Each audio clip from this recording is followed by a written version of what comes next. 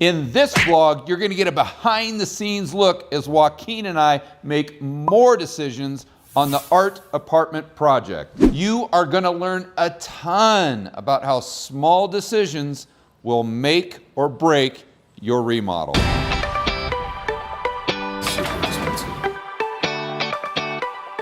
So last week I got a call from Joaquin. He said he wanted me to meet him over at Adeo. What we needed to find specifically were some subway tile that would act as a transition going from the floor tile to the shower tile in our master bathroom. So the tile, right, goes to right here, right about this. And then right here, you just do a black border.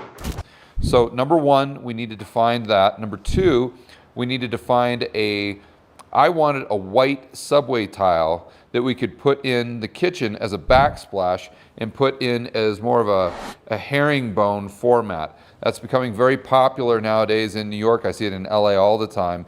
So we want to try to use that as inspiration in what we're doing with this project here in Medellin. Fortunately, we were able to find subway tile. It was in kind of a mosaic pattern. It had a mesh on the back. As a piece. Because all that is just a mesh, isn't it? Yes, if you want to use it. It works fine because we can just have the tile guy cut the mesh and just use them as individual pieces. We found that right off the bat, and I liked that because the black high gloss subway tile actually matched perfectly with the black insert that we already have in that bow tie tile. Then we found some square tile up on the tile board that might work well with that bow tie because that's kind of in like a squarish pattern as well. But when we put that up on the table to really examine it, we saw that the black tile was more of a matte finish and those black tile inserts were a high gloss. So we scrapped that idea and went back to our original idea of using that black subway tile. I like this because it shines. So do I. And I like the subway tile. Subway tile is very popular.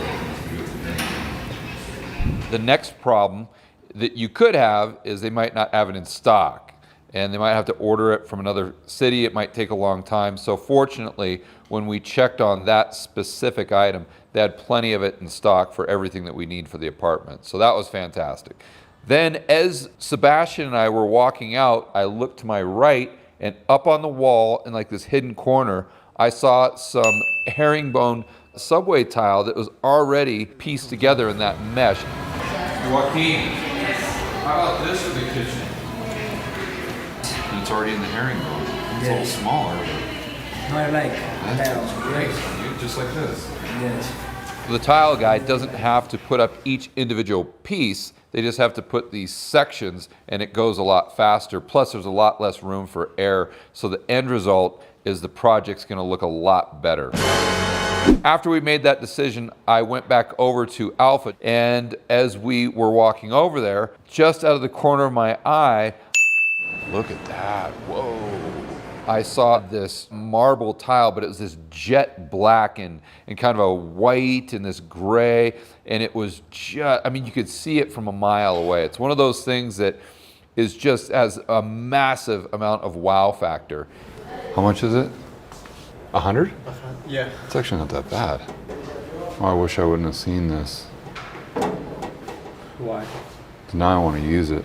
So I took Joaquin in there just to show him. Where could we use that?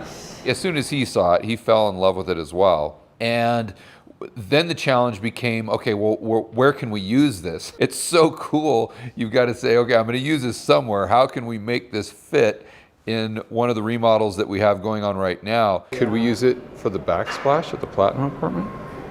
Like we did the gold apartment? In the kitchen, yes, probably we can. Because you know how we use that? Just like the gold apartment. Yes. Because it's the same, the pieces are the same size, aren't they? If you go back to the golden apartment and look what we did there for the backsplash, you'll see what our vision is for the Platinum apartment with that new tile that we just stumbled across when we were at Adeo. So after we got everything done at Adeo, we had to go over to the art apartment to make more decisions on the specific floor plan. If you recall from last week's vlog, we had the issue with the tile, but then we also did have an issue with the master closet where we didn't know if we wanted to bring it all the way over to the window and down. I thought it would be better if we just brought it above the window so we weren't covering up any of the natural light. We ended up doing that. The drywall guy built that out, and I think it looks fantastic. And we had an idea that, hey, maybe because we've got so much height above that master closet, maybe we could just demo that and build a little terrace and have like a little loft up there. Yeah, there needs to be space for flowers or a little desk and a chair and a computer.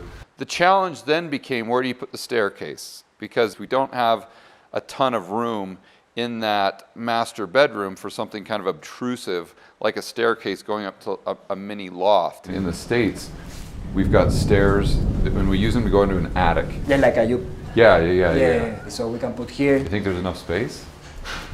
If you put here and then you pull here, then you can go up.